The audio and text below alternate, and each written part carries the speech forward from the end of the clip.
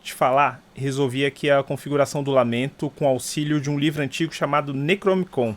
E tá tudo de boa, tá tranquilo, nada deu errado. The box. You opened it. We came.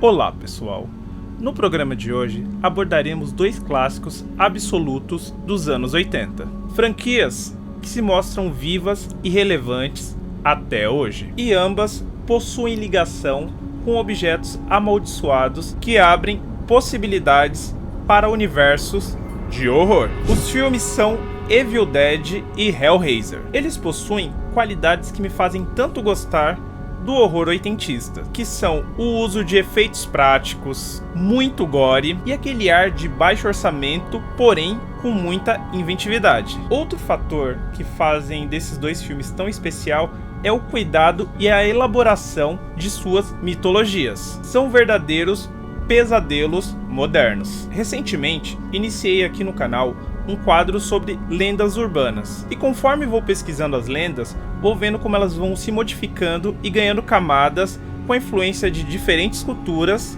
pelas quais elas passam. Notei que o mesmo ocorre aqui no caso desses dois filmes, uma vez que ambos possuem como fonte de inspiração a literatura. São adaptações de livros que vão ganhando camadas e mais camadas até possuírem uma identidade própria. Aqui tentaremos traçar algumas regras desses universos. Vou iniciar essa análise por Evil Dead. A história de um grupo de amigos que vão até uma cabana, encontram um livro amaldiçoado, escutam uma gravação e acaba libertando demônios. O livro é o Necronomicon, com a capa feita por pele humana e escrita por um insano. A primeira referência ao livro foi um conto de H.P. Lovecraft, chamado A Cidade Sem Nome. Depois, ele foi citado em outro conto de H.P. Lovecraft, chamado O Cão de Caça.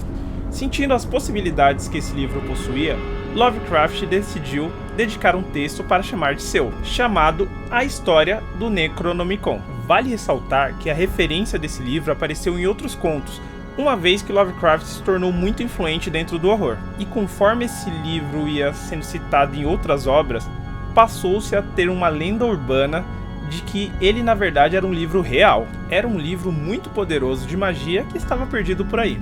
O nome do livro em árabe é Al-Aziv, que significa aquele som noturno produzido por insetos.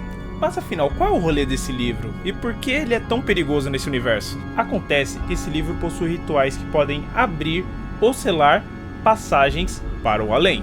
Passageway to the evil worlds beyond.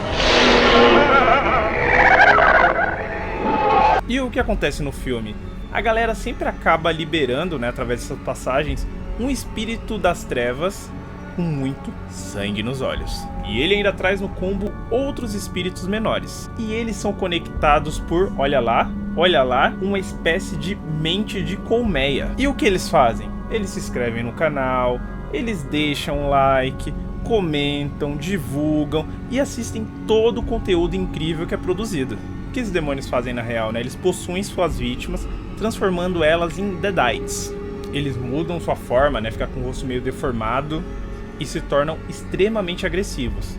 E também ganham um tom de ironia. Sempre tem alguma piadinha, algum comentário ali de humor sombrio. Tem outra parada também ali, na mitologia, é que eles conseguem passar essa maldição, assim como os zumbis, através de ferimentos, de contato com sangue. Porém, diferente dos zumbis, não é com um tiro na cabeça que você vai resolver esse problema. Os Deadites só são parados quando eles são esquartejados. Agora vamos para outra mitologia fantástica do universo do horror. Criada por Clive Barker, estou falando de Hellraiser. Frank, um pervertido sexual, compra um cubo mágico e abre a porta de uma dimensão cheia de dor e tortura. Quando um antigo amante se muda para sua casa, ele tenta convencê-la a ajudá-lo a voltar ao mundo dos vivos. Como falei aqui, a história foi escrita por Clive Barker no livro The Hellbound Heart. O legal é que o Barker ele não só escreveu o livro, como também ele foi o responsável por criar a adaptação cinematográfica. Com isso, não perigava ter diferenças entre a obra original e a adaptação.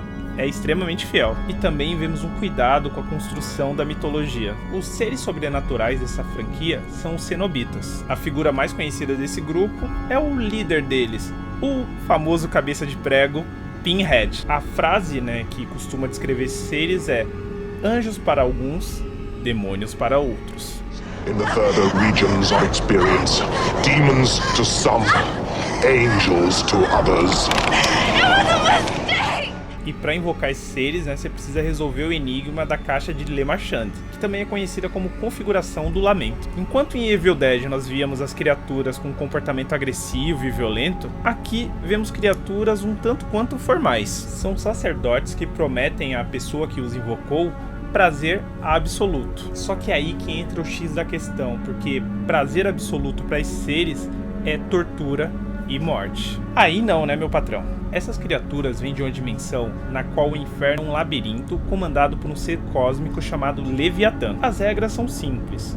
Os cenobitas são invocados, eles realizam o desejo da pessoa pelo prazer, na concepção deles, com tortura e morte, e depois disso eles se inscrevem no canal Colmeia, curtem os vídeos, comentam todos os conteúdos e ativam o sininho, para só depois eles voltarem para sua dimensão. Eu deixo o like mesmo.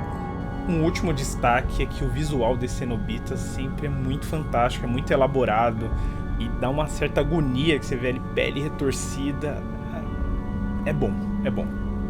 De um jeito estranho, mas é bom. É isso, pessoal, muito obrigado por assistir mais um vídeo e faça como essas criaturas, Curtam o vídeo, se inscrevam no canal, ativem o sininho e cliquem na playlist aqui do lado para mais Noites de Terror.